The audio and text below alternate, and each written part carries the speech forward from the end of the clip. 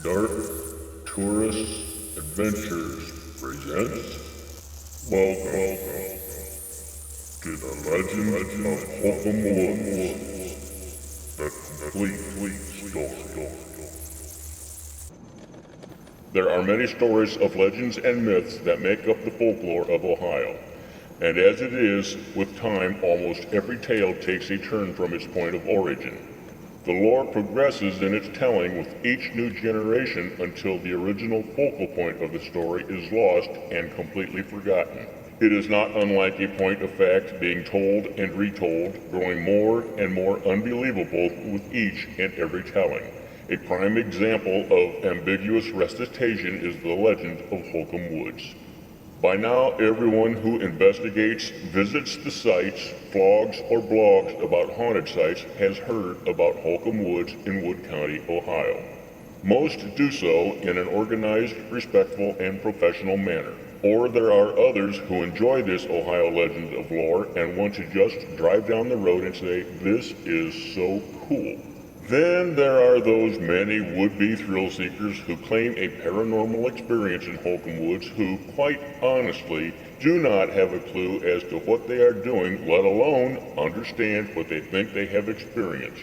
It is my suggestion that these seekers enhance their own entertainment in the telling of their story, but in reality, it is more or less just simply a fabrication.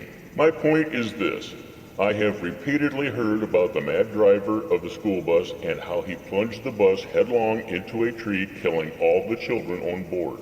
I have heard of a headlight coming at those who are parked at one end of the woods and disappearing as it reaches the tree line at the other end.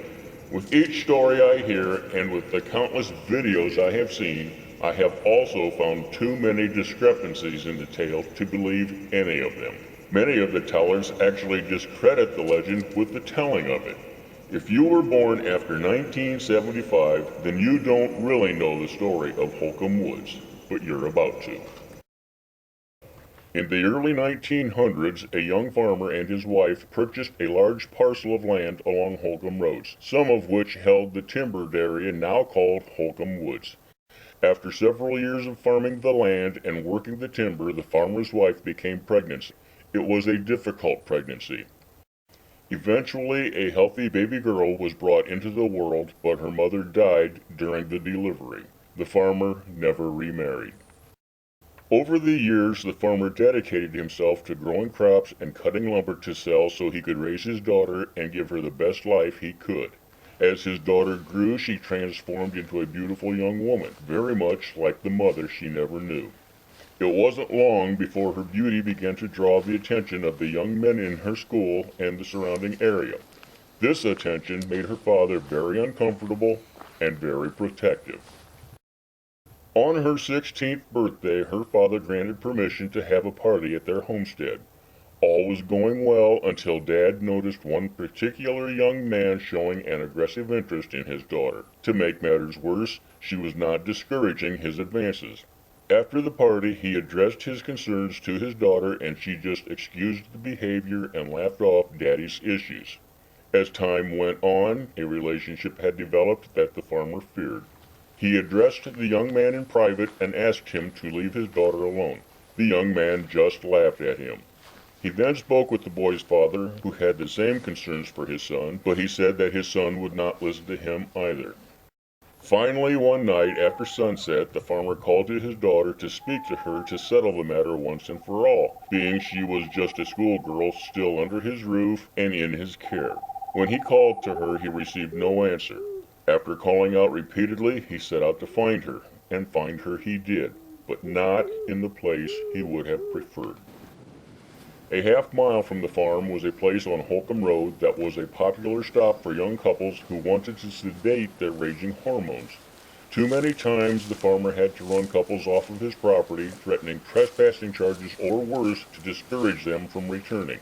Many times he had had this very discussion with his daughter, who promised to never get caught in such an accommodating situation. He had trusted her at her word. As he approached what he thought was just another car with yet another couple on his property that he would have to run off, and before he could get close enough to see who it was, he heard a familiar laugh. His hands began to tremble, vibrating with the fear of knowing what was happening with his only child. With his eyes filled with tears both of sorrow and of rage, he crept close enough to see that his nightmare had begun to come true. His heart was crushed, his world was shattered, and to make it worse, she was with the boy who he had asked to leave her alone, the same boy who had laughed at him. Blinded by the rage coursing through his body, he turned around and headed for home. Murder was the only thing on his mind when he left the scene, but by the time he reached the barn, he had collected his wits enough to sit down and begin outlining a resolution to the entire Holcomb Road quandary. He quickly summarized his plan, grabbed an implement from the tool shed, and headed back to where his daughter and her friend was parked.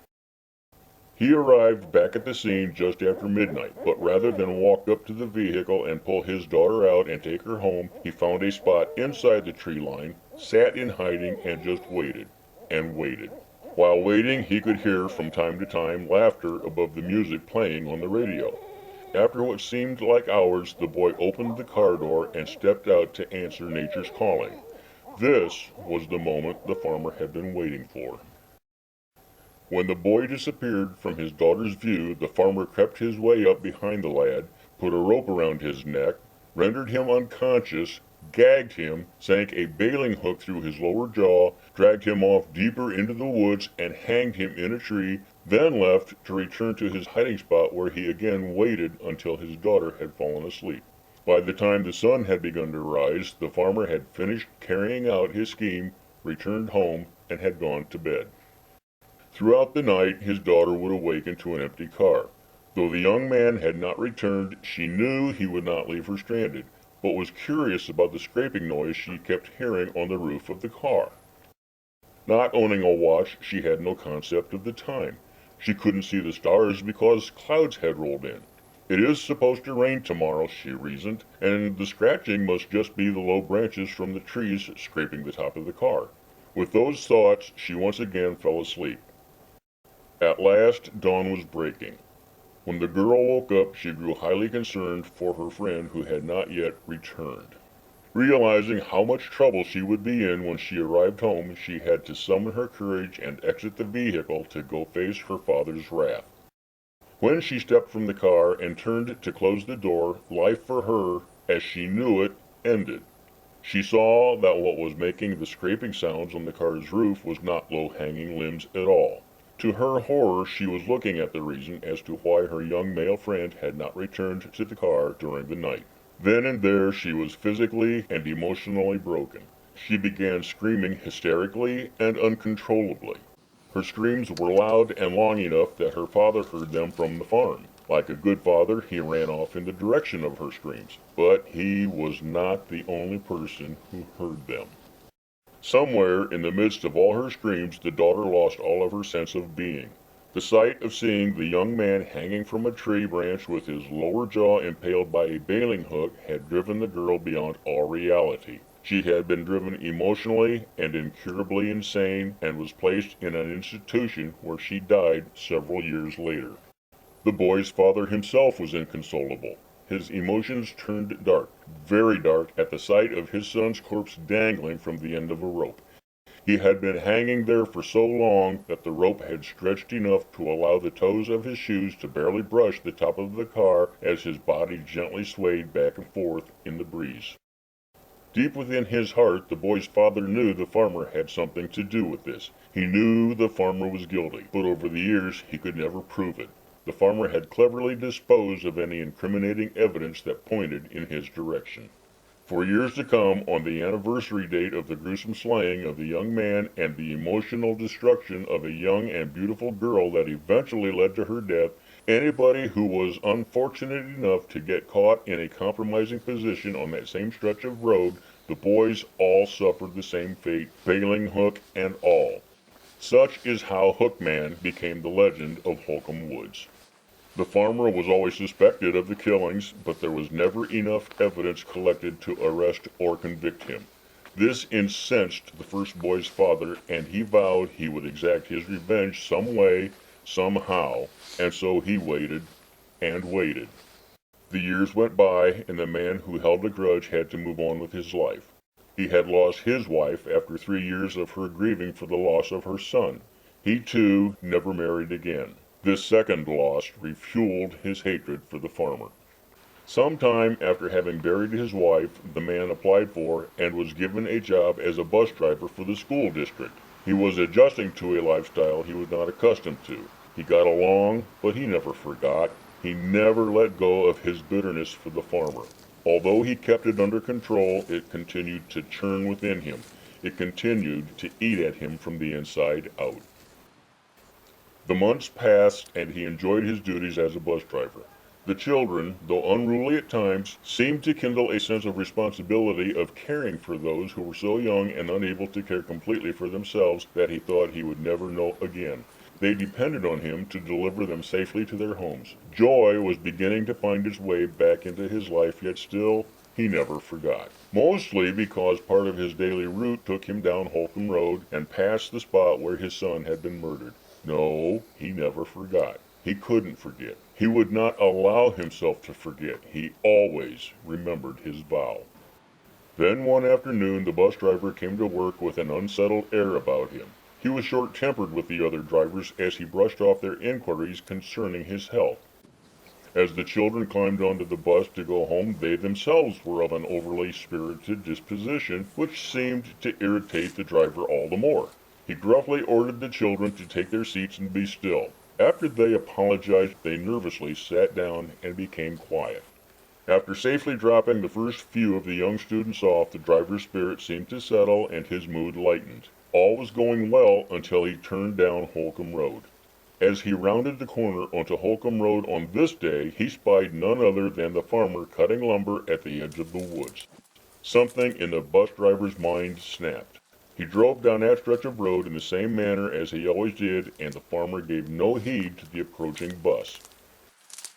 As the driver drew nearer to the farmer, his visage darkened, and his foot slammed down on the accelerator.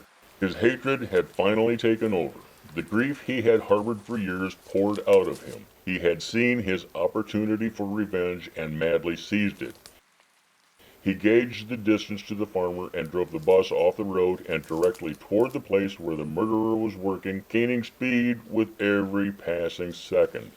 According to witnesses who heard it, the sound of the impact was tremendous. The force of the bus hitting a tree at full speed hurled the driver from his seat, over the steering wheel, through the windshield, and headfirst into the tree.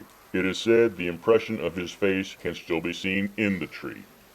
The impact rocketed the children in all directions with such force that they were knocked unconscious as they bounced around the inside of the bus. It is unfortunate that as a result of the crash, a fuel leak developed, then it ignited and the bus burst into flames. None of the children survived the crash. The farmer's body was never found. It is believed that he had heard the roar of the large diesel engine that was in the bus and was able to avoid being crushed in the wreckage. He just disappeared. After his disappearance, the annual killings ceased. It is believed that the farmer would have died by this time due to advanced years, possibly under an assumed name and in different surroundings. But should he be alive or in spirit, perhaps it's just a matter of time. This is a tragic tale of life, of love, and of the hopes and dreams dashed for a lot of innocent victims for only a brief moment of selfish gratification by a curious young couple. The hardships one must face while going through this period we call life can be intolerable. It can make us do things we never imagined ourselves capable of. To those who have ventured out to Holcomb Woods, whether at night or during the daylight hours, there are pieces of the present-day legend that do not fit. There are things that are not explained or don't belong in today's versions. I do not infer that you did not experience something. There are just some continuity issues with a lot of the stories.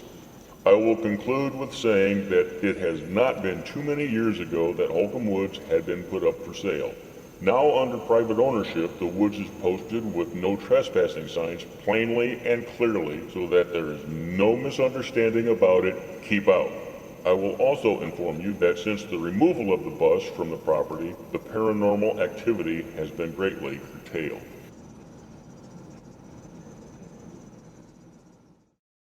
You now have the complete legend of Holcomb Woods.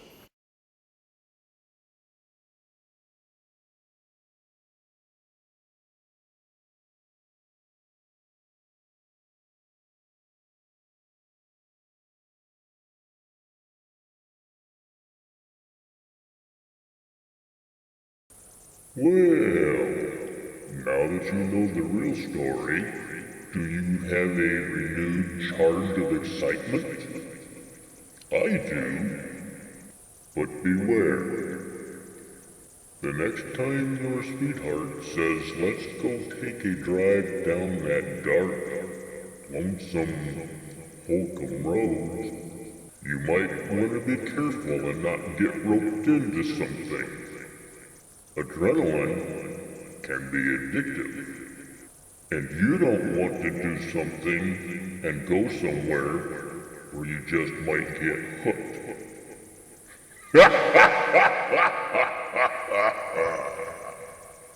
We'll see you next time.